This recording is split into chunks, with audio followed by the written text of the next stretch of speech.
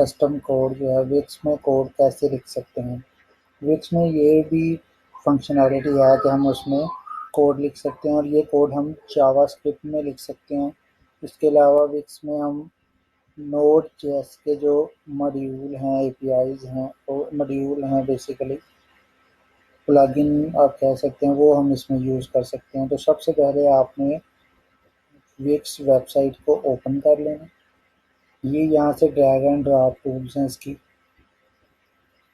और यहाँ पर आपने डेव मोड को जो है वो ऑन कर लेना। ठीक है, टर्न ऑफ डेव मोड और turn on Dave mode.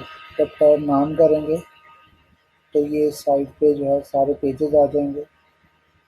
In pages के अलावा नीचे लाइट बॉक्स जो आपने यूज़ किए, उसमें जो बॉक्स लाइट बॉक्स भी होते हैं वो भी आप यहाँ पे देख सकते हैं।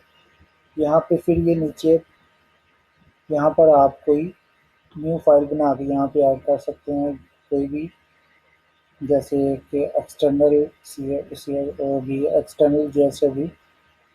और बैकएंड में यहाँ पे बैकएंड मॉड्यूल है, जैसे पेमेंट का मॉड्यूल है यहाँ पे एक, और इसकी जो एक्सटेंशन है वो है .jsw। और ये भी, और ये पीडीएफ जनरेटर है। ये बैकएंड के लिए जो उन्होंने मॉड्यूल बनाए, मैं आपको दिखा भी देता हूँ एक। ये देखें, ये पीडीएफ की एपीआई है, पीडीएफ जनरेटर।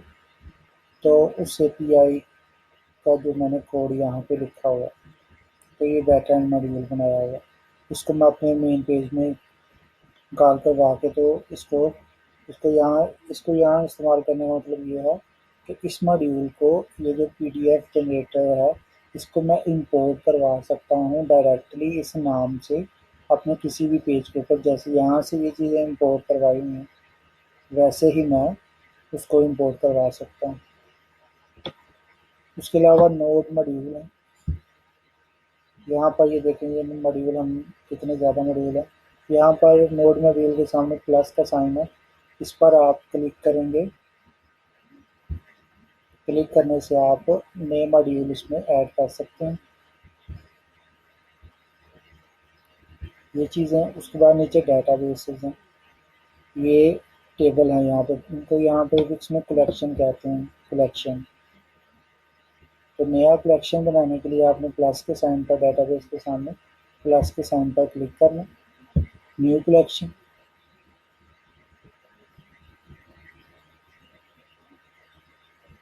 और यहाँ पर अभी हमने सिर्फ इसका नाम देना है, और कलेक्शन के ये सेट करना है कि वो कलेक्शन जो है वो फॉर्म सबमिशन के लिए हम यूज़ करेंगे, या कि वो इस वेबसाइट के कंटेंट के लिए हमने वो कलेक्शन यूज़ करना।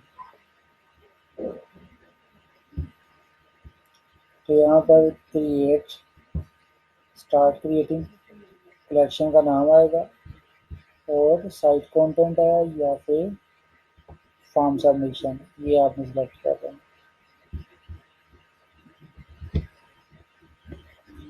अब एक पेज दिखा देता हूँ मैं आपको जिसमें हम ये चीज़ें इस्तेमाल कर सकें। जैसे ये पीडीएफ जनरेटर है, ये मैं आपको दिखाता हूँ मैंने कहाँ पे इस्तेमाल किया। इनवॉइस नाम का यहाँ पे एक पेज होगा, मेंबर ओनली एरिया जो है, इसमें नीचे ये देखें, यहाँ पर ये मैक्सिमाइज, मिनिमाइज और ये चीज़ें आ रही हैं। तो यहाँ पर ये देखें, ये देखें, ये लाइन जो है वो import PDF from backend slash PDF generator, सिर्फ फाइल का नाम .jsw नहीं लिखना। और फिर यहाँ पे मैंने वो सारा कोड लिखा हुआ, इसमें फिर कोविड, विक्स कोविड का नाम है इसके, जो विक्स में कोड इस्तेमाल होता है। तो फिर ये इसके अकॉर्डिंगली इंसर्ट और डाटा को फैच करना, और इस तरह ये सारी क्यूरीज इस्तेमाल हुई हैं। और साथ हम यहाँ पे जावास्क्रिप्ट का कोड भी जो है वो इस्तेमाल कर सकते हैं। तो ये मैंने पीडीएफ जनरेटर जो है वो एक भी यहाँ पे इस्तेमाल की है। मैं एक्स्ट्रा न्यू वीडियो बना दूँगा जिसमें मैं पीडीएफ जनरेटर एपीआई कैसे इस्तेमाल करते हैं इसमें कस्टम पीडीएफ को